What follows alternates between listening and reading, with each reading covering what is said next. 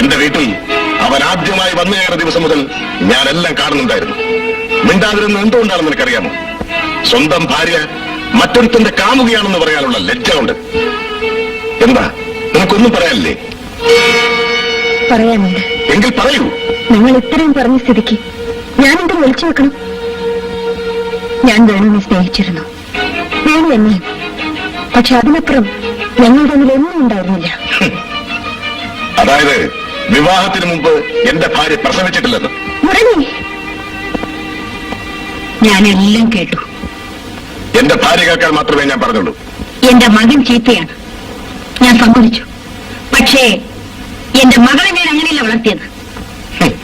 ഞാൻ വിചാരിച്ചു ആ മകനെ പറ്റിയും അമ്മ നല്ലത് പറയുന്നു. വേണുവും തുളസിയും ചെറുപ്പം മുതലേ ഒന്നിച്ച് കളിച്ചു വളർന്നവരാണ്. അവരെന്നും സ്വന്തം സഹോദരങ്ങളെ പോലെയാണ് എന്ന് അമ്മയ്ക്ക് തോന്നി. പ്രായമായപ്പോൾ അവർക്ക് ചില മാറ്റങ്ങളുണ്ടായി. അതമ്മ കണ്ടില്ല. അമ്മയുടെ മകൾ തന്നെയാണ് അതിനോട് പറഞ്ഞത്. സംശയം ഉണ്ടെങ്കിൽ ചോദിച്ചു നോക്കൂ. എനിക്ക് വേണുവിനെ ഇഷ്ടമായിരുന്നു, വേണുവിന് എന്നെ. തുളസി, ഇനി അമ്മയ്ക്ക് വല്ലതും പറയാനുണ്ടോ? ഇത് നേരത്തെ അറിഞ്ഞിരുന്നെങ്കിൽ ഒരിക്കലും ഞാൻ വിവാഹത്തിന് സമ്മതിക്കില്ലായിരുന്നു. എല്ലാ ബന്ധങ്ങളും ഇന്നിവിടെ വെച്ച് അവസാനിക്കട്ടെ. ചെയ്തേ, നമുക്ക് പോവാം. നിങ്ങൾ പോകണമെന്ന് തീരുമാനിച്ചോ? പോകാൻ തീരുമാനിച്ചു എന്ന് മാത്രമല്ല, ഇനി ഒരിക്കലും തിരിച്ചു വരാതിരിക്കാൻ കൂടി തീരുമാനിച്ചു കഴിഞ്ഞു. എന്താ ചേട്ടാ, എനിക്കൊന്നും മനസ്സിലാവുന്നില്ല. നീ ഇത് മനസ്സിലാക്കണമെന്നില്ല. വരൂ, നമുക്ക് വീട്ടിലേക്ക് പോവാം.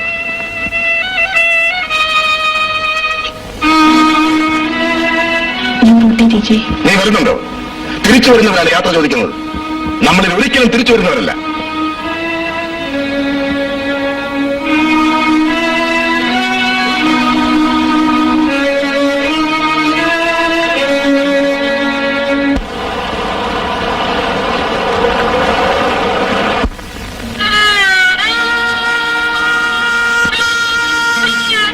മുരളിയെ പിണങ്ങിപ്പോയി അനുഭവിച്ചത് ശരിയായില്ല.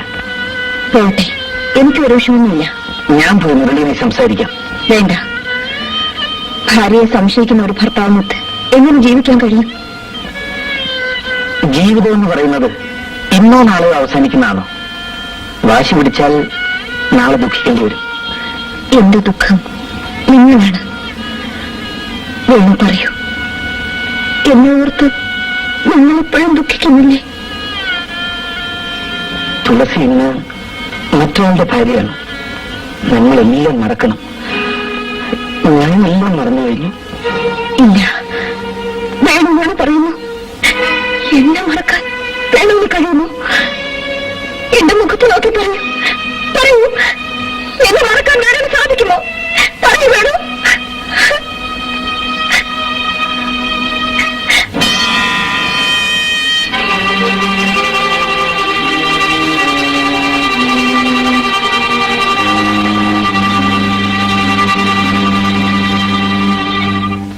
വിവാഹത്തിന് മുമ്പ് പല ബന്ധങ്ങളും ഉണ്ടായിരുന്നിരിക്കും. കോളേജിൽ വെച്ച് ചേട്ടന്റെ പെങ്ങളെ ഞാൻ പ്രേമിച്ചിട്ടില്ലേ? ചേട്ടന് പരിചയമുള്ളതല്ലേ ശ്രീനിയെ? ചേട്ടൻ ആരെയും പ്രേമിച്ചിട്ടില്ലെന്ന് എന്റെ മുഖത്ത് നോക്കി പറയാമോ? വിദ്യാർത്ഥി ജീവിതത്തിൽ അങ്ങനെ പലതും സംഭവിച്ചിട്ടുണ്ടാവും. പക്ഷെ യഥാർത്ഥ ജീവിതത്തിൽ അതാരും കാര്യമായി എടുക്കാറില്ല. അത് ചേട്ടൻ സംഭവിക്കുന്നുണ്ടല്ലോ. അപ്പൊ പിന്നെ ചെറുപ്പം പോലെ ഒന്നിച്ച് കളിച്ചു വളർന്ന അവർ തമ്മിൽ മാനസികമായി എന്തെങ്കിലും അടുപ്പമുണ്ടായിരുന്നിരിക്കും. ഈ പ്രേമിക്കുക എന്നൊക്കെ പറയുന്നത് അത്ര വലിയ ഗുരുതരമായ തെറ്റാണെന്ന് എനിക്ക് തോന്നുന്നില്ല. നീ എന്നെ ഉപദേശിച്ചു പഠിപ്പിക്കണം. ഉത്തരം മുട്ടുമ്പോ ദേഷ്യം വരുന്നത് സ്വാഭാവികമാണ്. നീ ഒന്ന് തോന്നുന്നുണ്ടോ? വേണേട്ടൻ, എന്താ? മുരളി വീട്ടിലേക്ക് വന്ന് തുളസി വിളിച്ചോണ്ട് പോകണം. കൽപ്പനയാണോ? അല്ല, ഒരു അപേക്ഷയാണ്. നിങ്ങളും തുളസിയുമായുള്ള ബന്ധം? ഞാൻ തുളസിയുടെ സഹോദരനാണ്. സഹോദരൻ? അന്ന് നിങ്ങൾ എന്റെ പെങ്ങളെ രക്ഷിച്ചതുകൊണ്ട് എനിക്ക് നിങ്ങളോട് അല്പം ബഹുമാനമുണ്ട്. ഇല്ലെങ്കിൽ നിങ്ങൾ നിങ്ങളോട് നാട്ടി ഇറക്കുമായി. ചേട്ടാ, നീ അപ്പുറത്ത് പോകുന്നുണ്ടോ? നിങ്ങൾ എന്നെ വല്ലാതെ തെറ്റിദ്ധരിച്ചിരിക്കുന്നു. എനിക്ക് വേണമെങ്കിൽ തുളസി വിവാഹം കഴിക്കാമായിരുന്നു. ഇതൊക്കെ അറിഞ്ഞിരുന്നെങ്കിൽ എന്റെ പട്ടി പോലും ആ വീട്ടുമുറ്റത്ത് കാലുകുത്തില്ലായിരുന്നു. അല്പം കൂടി നിയന്ത്രണം ഞാൻ നിങ്ങളിൽ നിന്നും പ്രതീക്ഷിച്ചു. സ്വന്തം ഭാര്യ മറ്റൊരുത്തന്റെ കാമുകയാണെന്ന് പറഞ്ഞിട്ടും ഞാൻ മിണ്ടാതിരിക്കണമല്ലേ? വീട്ടിൽ വന്ന് കയറുന്നവരോട് ഇങ്ങനെയാണോ ചേട്ടാ പെരുമാറേണ്ടത്? അത് വന്നു കയറുന്നതിന്റെ മാന്യത പോലെ ഇരിക്കും. ഞാൻ കാരണം തുളസിയുടെ ജീവിതം തകർന്നു പോകുമെന്ന് കരുതിയാണ് ഞാൻ വന്നത്. പറഞ്ഞാൽ മനസ്സിലാവുന്ന ആളാണ് മുരളിയെന്ന് ഞാൻ കരുതി. സോറി, എത്ര പറഞ്ഞാലും ഇതെനിക്ക് മനസ്സിലാവില്ല. അതുകൊണ്ട് നിങ്ങൾക്ക് പോവാം. ചേട്ടാ, ദയവായി ഇനി ഇതും പറഞ്ഞ് ഇങ്ങോട്ട് ഒരിക്കലും വരരുത്.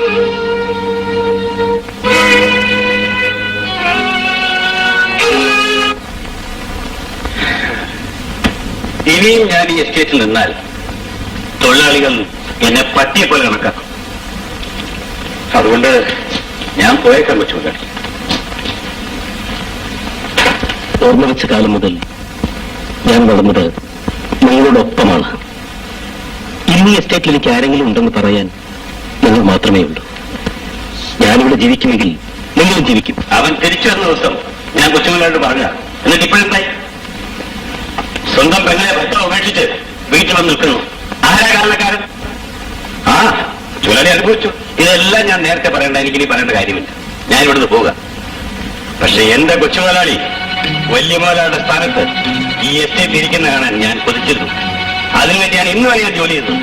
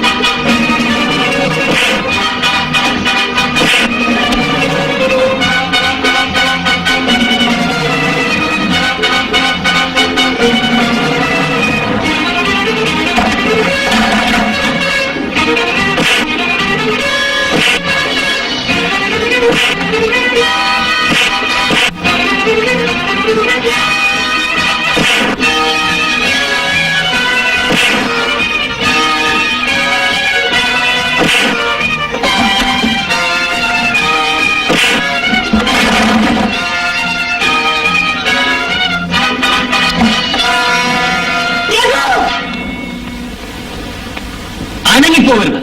രണ്ടിനെ ഞാൻ ചുട്ടുകളയും. കൊല്ലടാ. നിന്നെ പ്രസവിച്ച ഉടനെ നിന്റെ കൈ നേരിച്ച് കൊല്ലാതിരുന്ന ഈ അമ്മയുടെ നേരെ അതിന്റെ കാറ്റ് വലിക്കടാ.